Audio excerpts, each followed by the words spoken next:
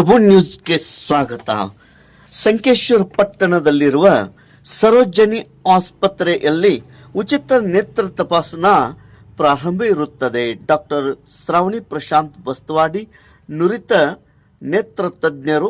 ಇವರಿಂದ ಅತ್ಯಾಧುನಿಕ ತಂತ್ರಜ್ಞಾನದಿಂದ ಮಷಿನ್ನಲ್ಲಿ ಕಣ್ಣಿನ ತಪಾಸಣೆ ಮಾಡಲಾಗುತ್ತಿದೆ. ಇದು ಪೂರ್ಣವಾಗಿ ಉಚಿತ ಇರುತ್ತದೆ. Shri Sarojini hospital, Yashagol colony, near Jyoti Bazar, old PB road, Sankeshwar.